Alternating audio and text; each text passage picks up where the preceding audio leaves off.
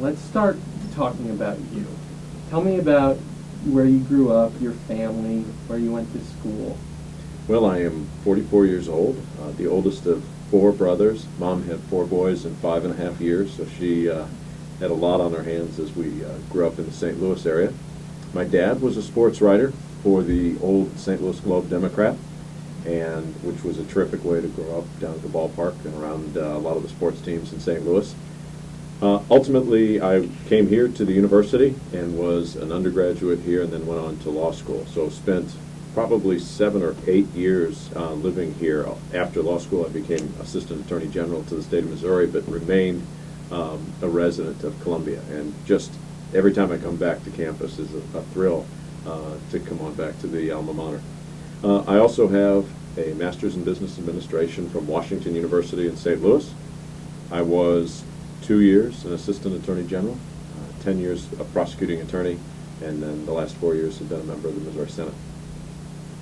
And with that experience that you talked about, how does that make you the best candidate for the Attorney General position?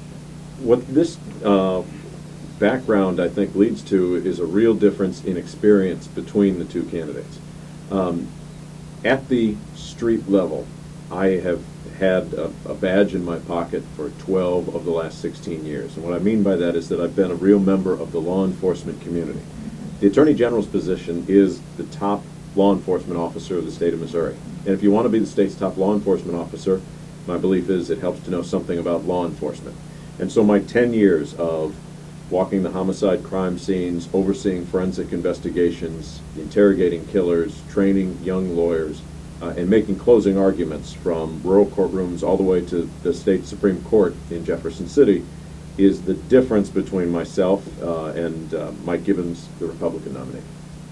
Now let's talk about your campaigning a little bit. You won a close primary, and you're now facing off against a former ally in the general election. Is this how you expected things to work themselves out? Well, it was a very close primary, you're right, and let me take a second here to compliment Representative Jeff Harris, who is a member of this community here in the Columbia area, also Representative Margaret Donnelly. Both of them ran terrific races and, did make it very, very close at the end. Things could have gone a different way. We were successful, but we acknowledge that particularly Representative Donnelly came very close behind us. With regard to your question about my colleague Senator Gibbons, who is my opponent in this race, my 4 years in the Senate ultimately led us to two different visions of the state.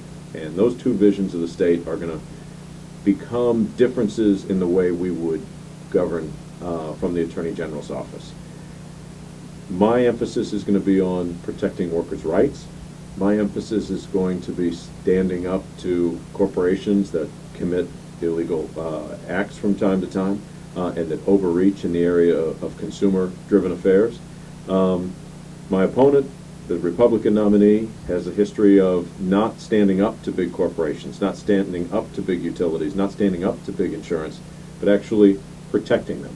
So one of us is going to go after the powerful in the name of the people, and one of us, my opponent, will protect the powerful against the people. And that is two very different philosophies of government.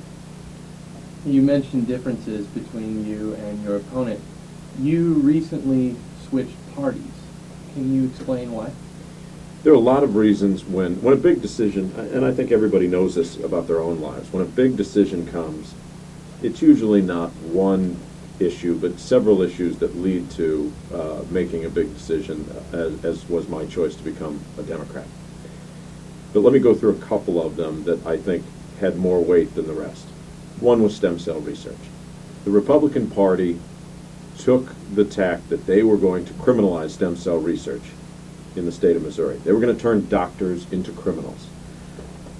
My belief is that that is exactly the wrong direction to go in the state. I was the only Republican really to come out in front on the Senate floor and stand up against the extreme right when they tried to criminalize these life-saving cures.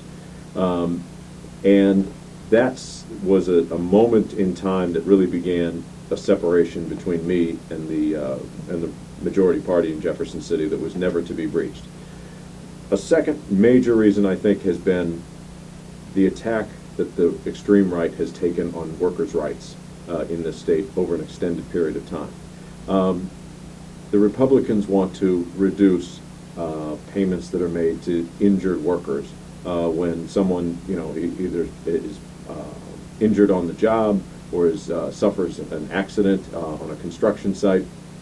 The Republicans have bent to the will of big business to make those payments so small that the people who have sacrificed their bodies to build things can hardly get through from one end of the week to the other because they are shrinking down workers' compensation payments, employment payments, eroding job protections across the board, from prevailing wage to worker safety issues. These are all attitudes that the Republican Party takes against the people of this state that I no longer wanted to be a part of. So those are probably two of the major reasons that made me decide that the future of this state belongs to the Democratic Party, and that if you're a centrist, you want to take a centrist, common sense approach to government in Missouri, that the Democratic Party was the place you wanted to be.